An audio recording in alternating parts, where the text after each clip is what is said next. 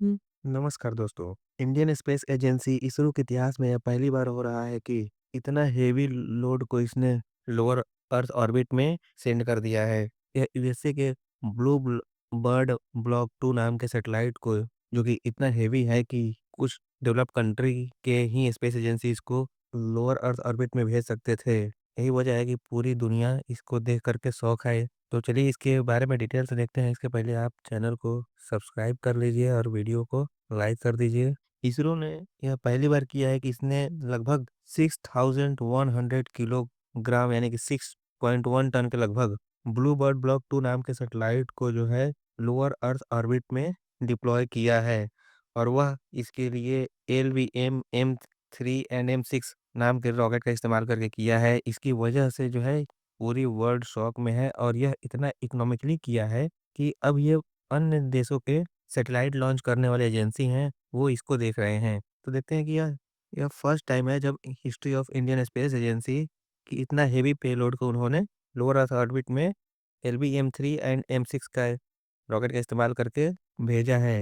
एलवीएम-3 अगर हम बात करें तो इसको launch vehicle mark 3 and mark 6 के नाम से जाना जाता है, जो कि पहले यह polar satellite launch geosynchronous launch vehicle के नाम से जाना जाता था, जो कि अब इसमें मॉडिफाई करके इसका नाम एलवीएम-3 एम-6 रखा गया, जो कि हेवी लोड को ले जाने के लिए बनाया गया है। यह मिशन एक जनरल मिशन नहीं है, जो कि पहले ही स्पेस एजेंसी सैटेलाइट को लॉन्च किया करती थी। इसके जस्ट 2 और 3 मंथ एगो जो है CMS-03 नाम का सैटेलाइट लॉन्च किया गया था, जो कि वो भी एक कम्युनिकेशन सैटेलाइट थी। उसकी तरह नहीं है ये, बिल्कुल इतना हेवी पहली बार ऐसा है कि इसरो ने लॉन्च किया है, जिसकी कैपेसिटी लगभग 6100 के आसपास था और यह इतना कॉस्ट इफेक्टिव तरीके से लॉन्च किया है कि वर्ल्ड के जितने भी स्पेस एजेंसी हैं, उन सभी से यह वेरी इकोनॉमिक कॉस्ट पर ये लॉन्च किया है। इस लॉन्च के साथ ही यह स्पेस मिशन एक इसरो के लिए माइलस्टोन खड़ा कर दिया है कि अब देश हमारा इंडिया पूरे वर्ल्ड में एक नए कीर्तिमान स्थापित कर दिया है, क्योंकि यह 6100 पेलोड इसके इतिहास का पहला इतना हेवी पेलोड है जिसको इसने लोअर अर्थ ऑर्बिट में सेंड किया है। अब इसके देखते हैं कि यह इतना बड़ा अचीवमेंट क्यों है? यह इतना बड़ा अचीवमेंट इसलिए है क्योंकि अन्य देश के जितने भी स्पेस एजेंसियां हैं, वे इस काम को खास करके यूएस की स्पेस एजेंसी या फिर ए, यूरोपियन यूनियन स्पेस एजेंसी को ले लें या फिर जो है रशियन या चाइनीज स्पेस एजेंसी, वही सब जो है ये कर सकती थी। लेकिन इंडिया का नाम इसमें दूर दूर तक नहीं आता था। बट ये पहली बार है कि इतनी कैपेसिटी का और कॉस्ट इफेक्टिव तरीके से इंडिया ने श्रीहरिकोटा सतीश धवन श्रीहरिकोटा से इसका लोअर अर्थ ऑर्बिट में सेंड किया है। यह पेलोड जो कि 6100 के आसपास का है, यह केवल यूएसए, यूरोपियन कंट्री और रसिया के अलावा चाइनीज़ स्पेस एजेंसी ही कर सकती थी। इसी कारण यह इंडिया का पहला इस तरह का कार्य है, जो कि यह इन देशों में शामिल इसे कर दिया है। अब यह कमर्शियल फ्लाइट के लिए अब तैयार हो गया है कि फ्यूचर में आगे भी इसे इस तरह के बड़े-बड़े कमर्शियल फ्लाइट के लिए इन्हें ऑफ़र मिलते रहेंगे। इस नए कीर्तिमान स्थापित करने के बाद इनके फ्यूचर के कमर्शियल सैटेलाइट लॉन्च को दरवाज़ा खोल दिया है। अब ये मौका इंडिया के पास क्यों आया? क्योंकि यूरोपियन एजेंसी ने इसे लॉन्च करने से मना कर दिया था। रसिया हम जान ही रहे हैं कि यूक्रेन के साथ वॉर में इन्वॉल्व है। यूएसए के पास टाइम ही नहीं है ना? तो यह यूएसए का ही सैटेलाइट है जिसको इस इंडिया ने लॉन्च किया है और इसी वजह से इंडिया को इस यह अपॉर्च्युनिटी मिली और इस अपॉर्च्युनिटी का लाभ लेते हुए इंडिया ने एक नया माइलस्टोन एक कीर्तिमान स्थापित कर दिया है। अब देखते हैं कि एलवीएम-3 एंड एम-6 है क्या? तो LVM three stand for launch vehicle mark 3 and mark 6। इसका पूरा नाम है launch vehicle mark 3 and mark 6। इसके पहले यह geosynchronous satellite launch vehicle के नाम से जाना जाता था, ठीक है? अब इसको मॉडिफाई करके जो है इसके इसमें कुछ और अपग्रेडेशन के साथ इसको एलवीएम-3 एंड एम-6 रखा गया है, लॉन्च व्हीकल मार्क 3 या लॉन्च व्हीकल मार्क 6। अब इसरो का यह प्लान है कि इसमें और मॉडिफाई करके इसे गगनयान मिशन में भी आने वाले सालों में इसका इस्तेमाल किया जाएगा और साथ में चंद्रयान मिशन पर भी इसको डिप्लॉय करके वहाँ पर ह्यूमन्स को भेजने का अब तैयारी चल रही है। इसके अलावा इसरो का एक बड़ा प्रोजेक्ट है, इसी लॉन्च व्हीकल का इस्तेमाल करके खुद का अपना स्वदेशी space station lower earth orbit में एस्टेब्लिश करना है। जैसे इंटरनेशनल स्पेस स्टेशन है, ISS international space station, China ने भी अपना स्पेस स्टेशन बना दिया है। उसी प्रकार इंडिया में भी अपना खुद का इंडिजिनस स्वदेशी स्पेस स्टेशन बनाना चाहता है, जिसके लिए यह लॉन्च व्हीकल बहुत ही इंपॉर्टेंट रोल प्ले करेगा।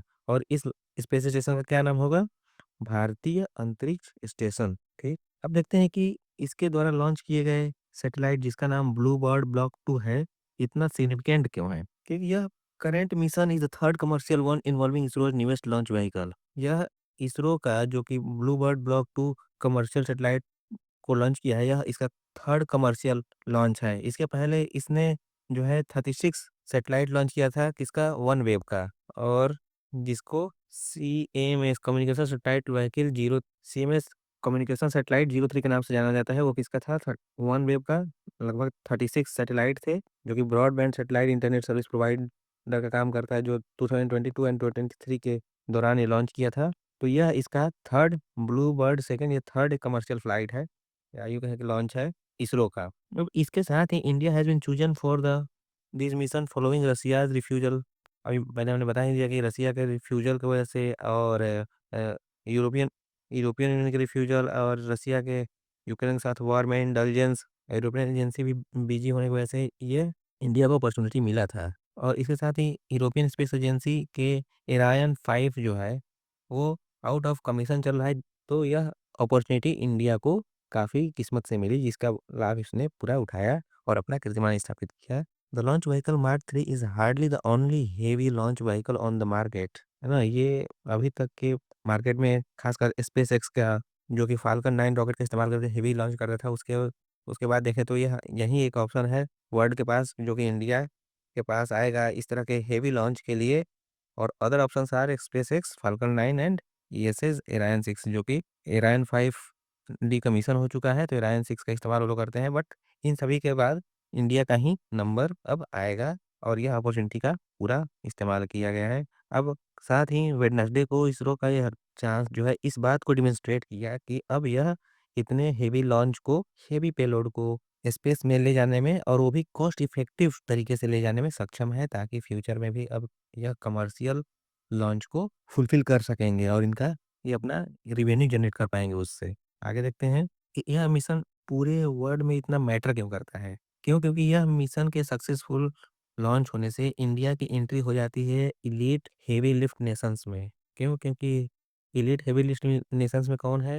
एलीट हेवी लिफ्ट मिशंस में है यूएसए था, यूरोपियन यूनियन यूरोपियन यूनियन था, European union agency, space agency का, और फिर रसिया, चाइना, है ना? तो ये थे।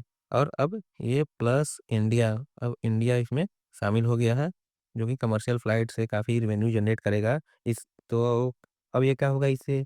अब इस कमर्शियल फ्लाइट से रेवेन्यू जनरेट करेगा, तो इसमें बूस्ट कमर्शियल लॉन्च मार्केट, इससे कमर्शियल लॉन्च मार्केट ही बूस्ट होगा इंडिया का। साथ ही यह स्ट्रेटेजिक और डिफेंस रिलेवेंस, यानी कि डिफेंस सेक्टर में भी हम बड़े-बड़े सैटेलाइट, हेवी सैटेलाइट को लॉन्च करके अपना डिफेंस सेक्टर को भी मजबूत बना सकते हैं। साथ ही इसमें इंडिया के ऊपर ग्लोबल का ट्रस्ट बिल्ड होगा, और इसरो का नाम बढ़ेगा, जिससे कि फ्यूचर में अगर किसी अन्य कंट्री को अपना हेवी सैटेलाइट लॉन्च करना हो, तो वो ऑर्डर इंडिया के दे सकते हैं।